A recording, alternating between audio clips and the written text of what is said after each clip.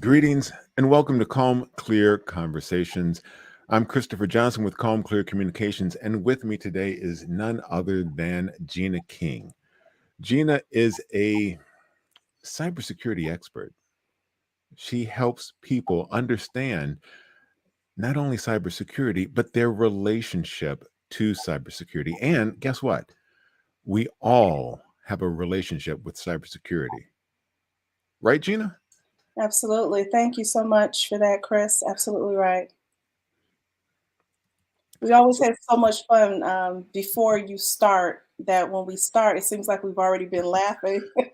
So, but go ahead. there are no shenanigans behind the scenes or in. No, this is a staid and stoic broadcast. So October is Cybersecurity Month, and hey, let's talk some cybersecurity.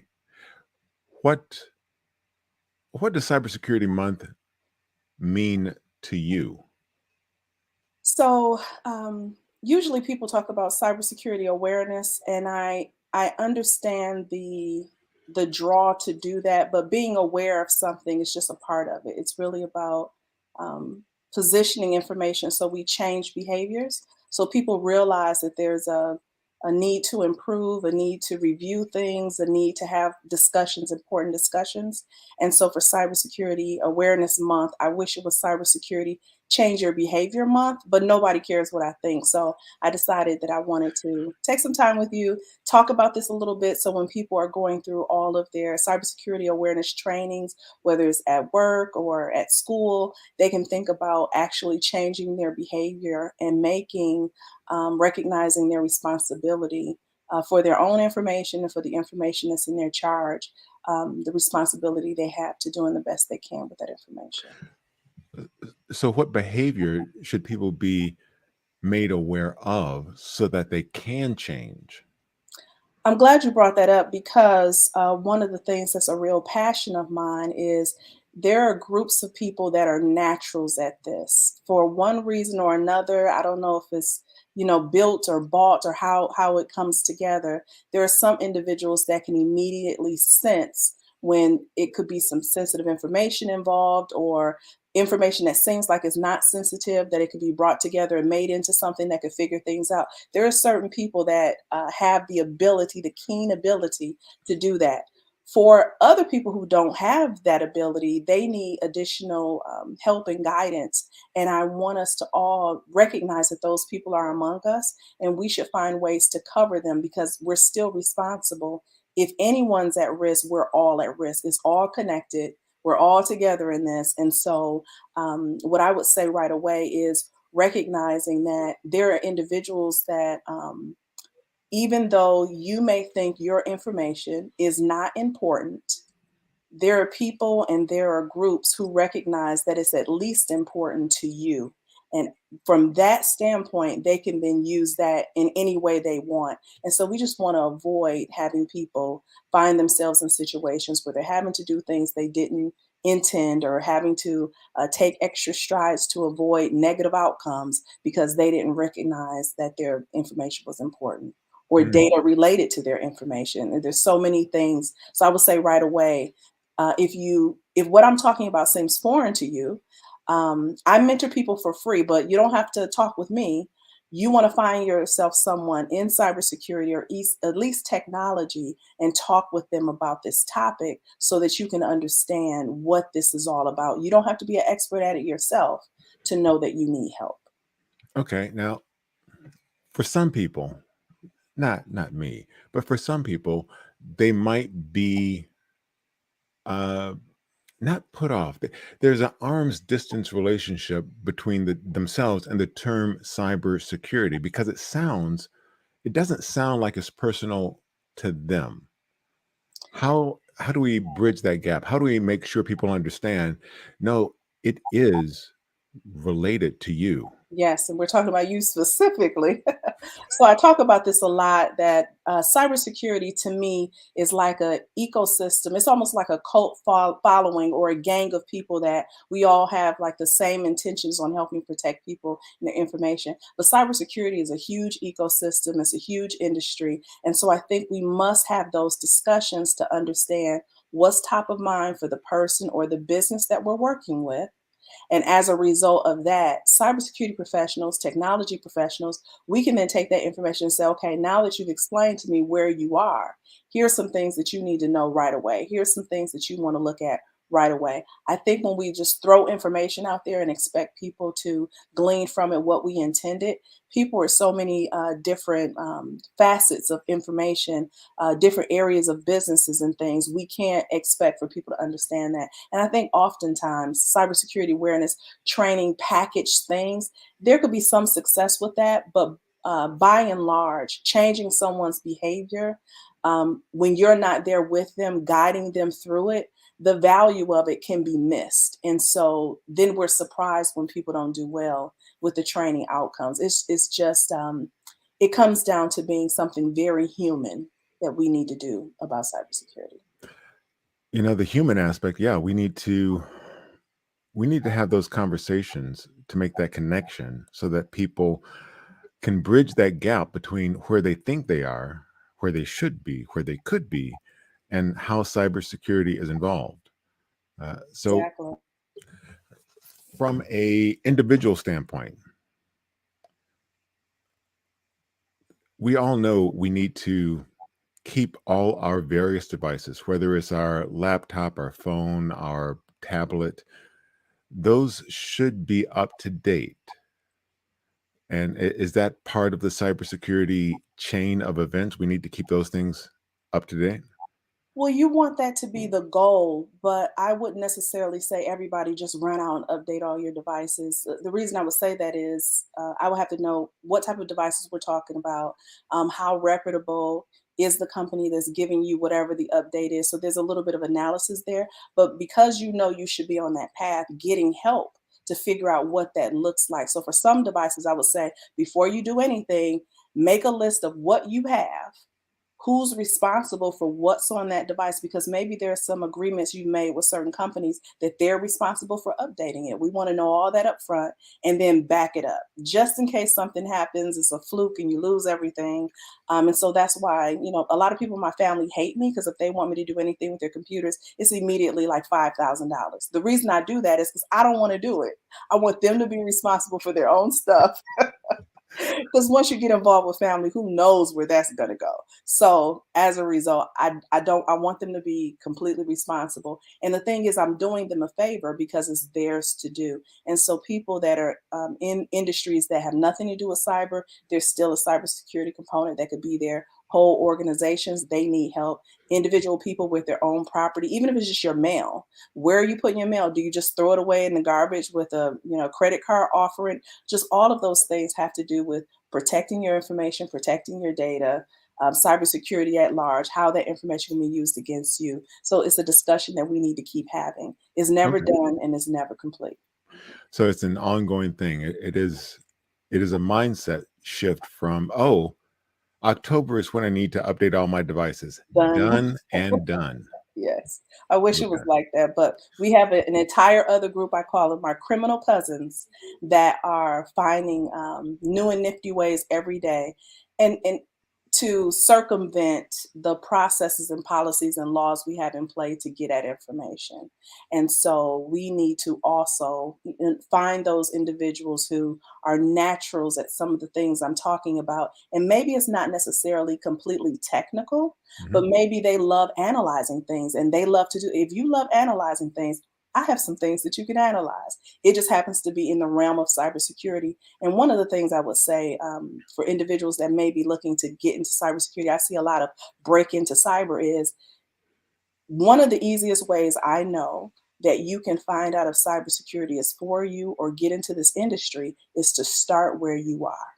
So if you're a teacher and you think, I don't want to be a teacher, I want to get in cyber, the first thing I'm going to say is, let's take a look at what cybersecurity looks like where you are, because you know everything about that business, and that's what we're trying to do is protect that business, protect that data. So you're going to be like the total package at that organization because you already know what they're about, you already know what their secret sauce is, and you want to do cyber and you want to help them protect information. Or I met a lady the other day, she was a police officer, she was thinking about getting into cyber.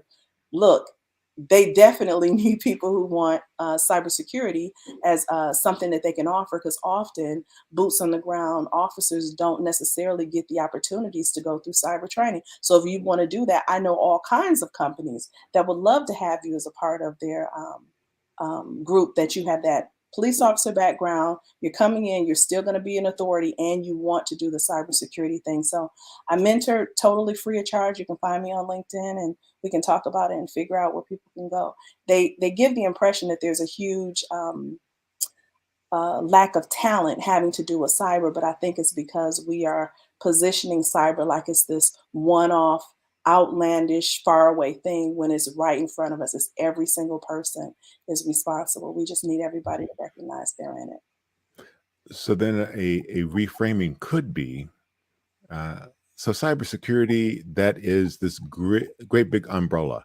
However, the individual component is you and your data. Absolutely. Okay. Absolutely. And so that's where it makes a difference. How are you, who are you trusting to give your data to through whatever interaction, whether it's a business to business or a consumer to business transaction? How are you entrusting them, and how are you being responsible with your own data? And I would even say, and is the information that you're making available something that needs to be made available? Often we get these forms when we go to website and they just want everything. Like, it's like, you don't need to have all this information about me to do this thing. And then you also want to take a look at, if you do trust this company, who are they then trusting? And that's a big deal for organizations too, because third party, fourth party, fifth party, as soon as there's a situation where something's exposed, it's like falling dominoes. It just all comes back. So I would definitely say, be a little bit more cautious with where you're leaving your information or how that information is being used. I know we all, on various websites, we see the little pop up about the cookies, and we all just click accept. Don't do that. But cookies are good. Because you assume they're all the same, and sometimes they're not. So you want to take the time and go through. I know it seems, as soon as I say it, it's like, oh my God, it's in your best interest to take a look at what you're agreeing to. Exactly. And so one of the things you just mentioned, least privilege. So do you have only the access? Are you giving only the access someone needs to do what they need to do? Are you giving? I've used the example before, when my daughter took her car in to have it serviced.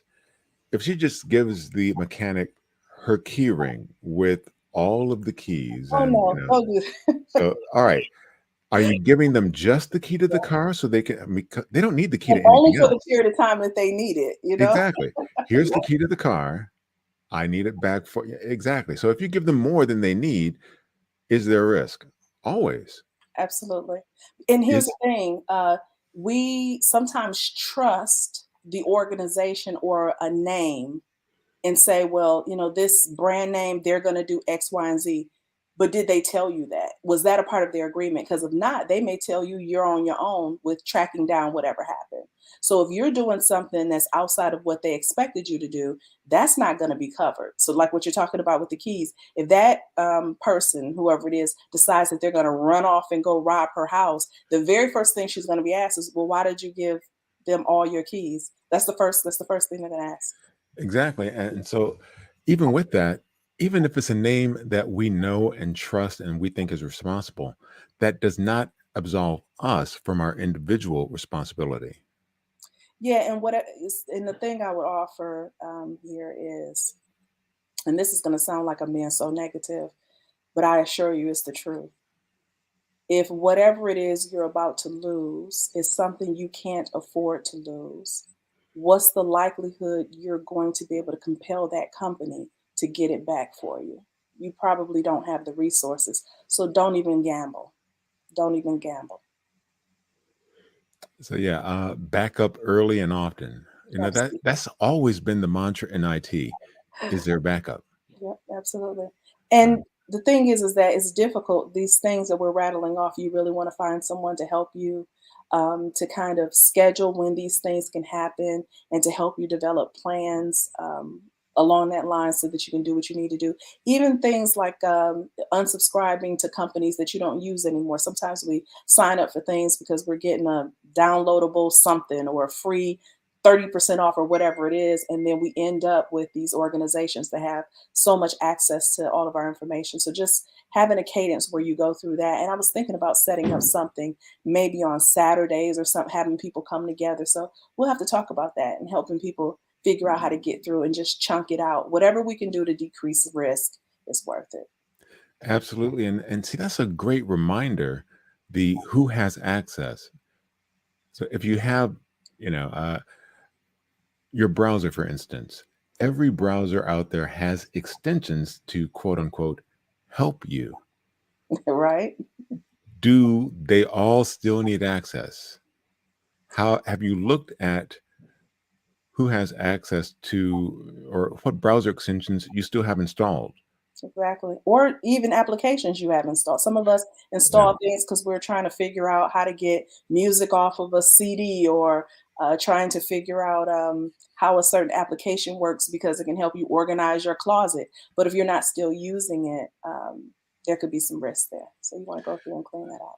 Absolutely, because I mean, we still see on a regular basis a data breach of so and so company, and that goes back to, yeah, you can't just put the responsibility on external companies.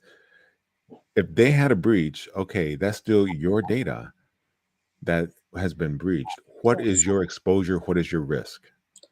And often what those organizations would do, which is often the best they can do, is provide some type of tool where you can monitor your credit report and things in case something should happen. And then if something does happen with your credit report, sometimes they'll have a process where you can go through and prove that you've been a victim of an attack and try to help you recover. These things that I'm talking about sometimes take 2 to 7 years to go through, and the line is very long for some of the government entities that will help out with this. So I would just say, you want to hedge your bet a little and do what you can. Do more now so you can do more later. If you don't do anything now, the likelihood you'll be able to do more later if something occurs is going to be very difficult. All right, so far some action steps everyone can take: make Absolutely. a backup and know what access you have, and or what access you've given away Absolutely. or allowed people to have. Yep, and check it. Check and make sure that they still need that access. Make sure you close it out. I try to keep a log of, what I'm giving access to when and close it out on some frequency.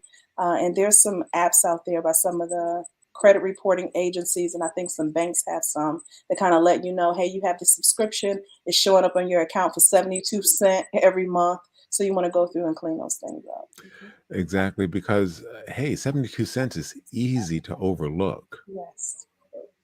And that's how they start is, it's something you don't notice, and so it allows them to lie there and wait and kind of watch everything that's happening, and then when they're ready, you have no idea what that strategy was really about. So you really want to take a look at that. And so even if you don't know everything about cybersecurity, finding someone who does that can walk you through it. And there's tons of information online, but I would say a key is having that human discussion about what your concerns are so that a plan can be developed for you.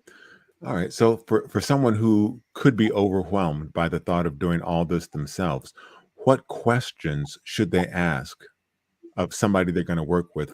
Uh, what questions should they ask a cybersecurity professional?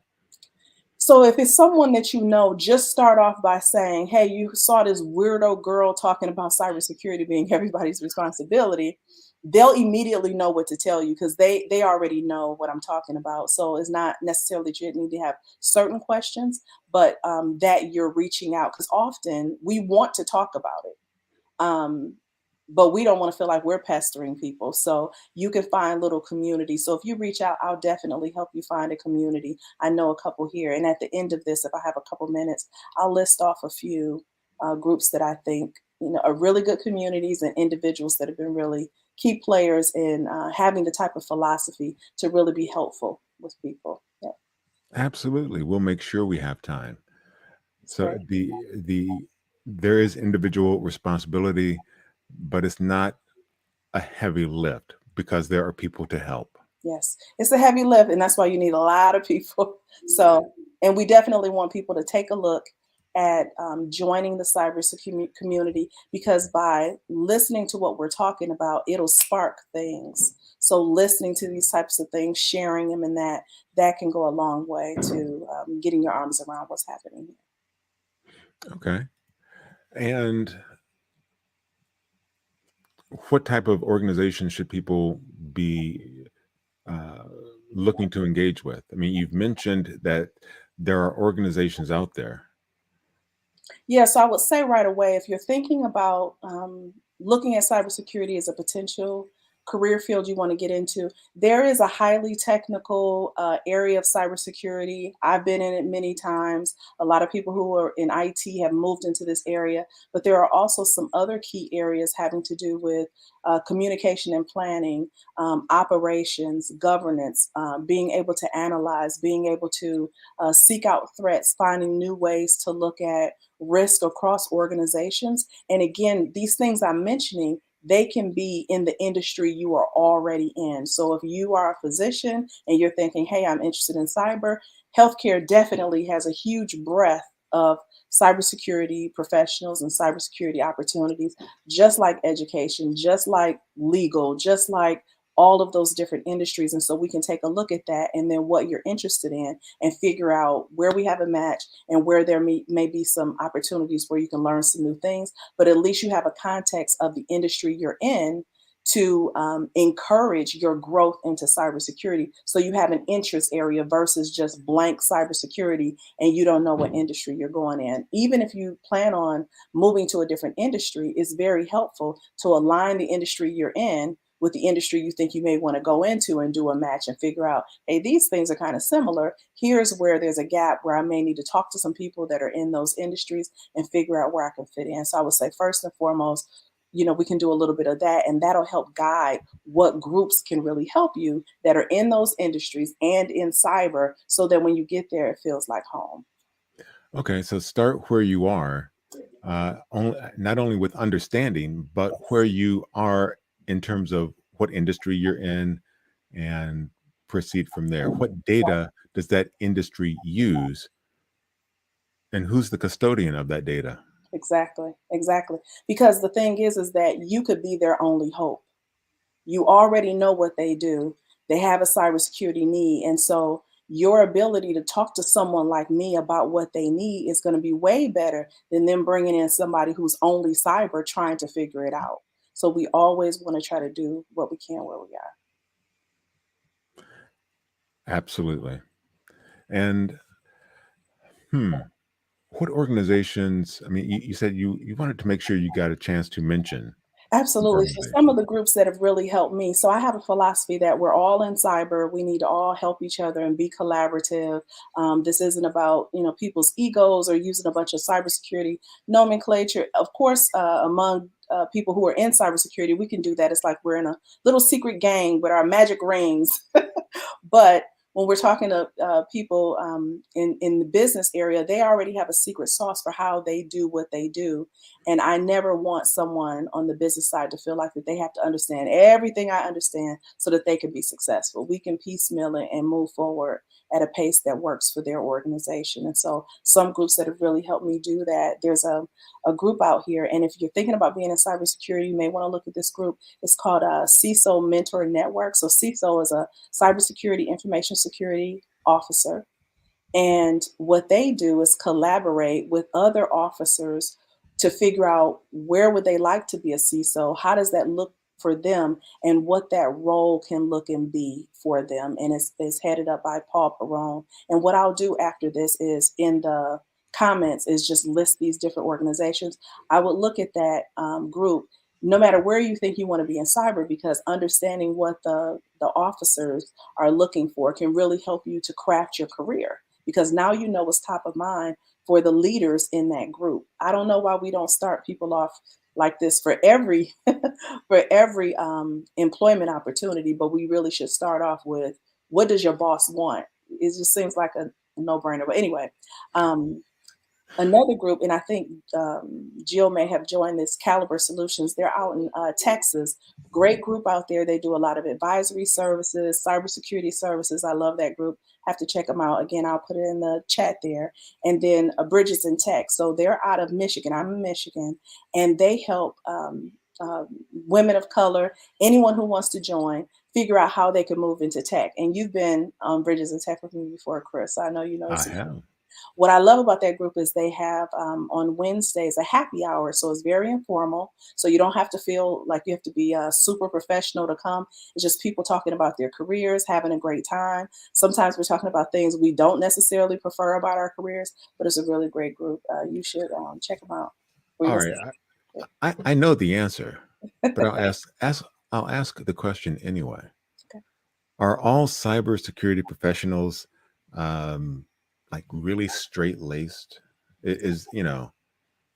I Not the group that I'm in. So some of the people I'm gonna mention is because they let me tag around. I know I'm a misfit. Like I know I totally get it, and so I appreciate that they would let me tag along. Like Chris Roberts, he lets me pester him. I'll reach out to him. FR Security Studio. They have a great virtual CISO course that I'm in. I'm sure I'm driving those people crazy. I'll put them in the comments too. Um, Well, Daryl it's not driving them crazy. It is asking questions and increasing everyone's understanding. Yep, I don't know everything. So these are the types of people that I always reach out to when I'm looking for like that leadership approach, that longevity across the industry. So I wanted to mention Daryl Peak, who heads up Google when it comes to cybersecurity. Several very early mornings, he's answered my questions like just a really great. I mean, before like 7 a.m. is crazy. So whatever time he has available, like I'm there. So it's these types of people that I think you want to be in a community, a group of people, first of all, ethical people that you can trust what they say because your career is on the line, right? And then people that you just feel like you can have a really great time with because they're just regular people. So just like how I met you. Absolutely, and so look for people that you can have a relationship with, people of integrity, not necessarily the people with the longest string of letters after their name. Absolutely. Okay, Absolutely. Great people who want to help. absolutely, and by helping, hey, here's one of the fun things about life in general. When you help someone, you learn more about the subject because everyone understands and receives information differently. Exactly. So, how you can help? Well, Exactly. gee, that didn't work. Explain it this way. Huh. Yes. Yes. Absolutely. It's different every day. Cybersecurity changes so often, and I think one of the things that it could be a little off-putting about cyber is the impression is sometimes given that you have to learn so much. You do. That's the truth. However, it's changing so rapidly. We all do. That's So true. it's great. Yeah. That is true. And so it shouldn't be Cyber Security Awareness Month. It just should be Cybersecurity Awareness Mindset. Exactly. Yep. We want to change your behavior. We want you to be, um, self, to know yourself and to know that you need a community of people to help you get this thing done. Absolutely. So as we approach the end of the year, some some cyber days people look out for. People look out for Cyber Monday. I want to be able to catch a sale. All right, Yeah. that's fine. Before you do that, back up your information if it's critical to you. See if an update to your device is warranted, and Yeah, and engage with a cybersecurity professional to help you understand. yes, and help you understand what the implications of that update could potentially be. Because sometimes there's some things you need to do before the update. It's a whole thing. But yeah, get professional help. It's okay. It's okay. Absolutely. Absolutely. So, Gina, as always, it is a delight having a conversation with you. Yeah, we have to talk about if you want to run something on Saturdays. Uh, are you talking running? Because, Like this running. absolutely. Okay, let's talk about Absolutely. it. Okay. All right. All right. Well, thank you for joining me, and look for the information that Gina said she was going to share in the comments. It Absolutely. will be there after this. And yeah, that's it for this week's session. Again, my guest, Gina King, cybersecurity expert, professional connector of people and technology. Her contact information, her LinkedIn URL is in the chat. Reach out with a personalized connection indicating I saw something and I want to make a difference in cyber and I want you to help me. Absolutely. I'll help you. All right. Thanks, Gina. Thank you. Interested in learning more about any of the items that you've seen in today's session? Leave a comment below. Interested in being a guest? Leave a comment below. I help event planners and organizers produce virtual events. Learn how I can support your virtual event by connecting or leaving a comment. Thanks for watching.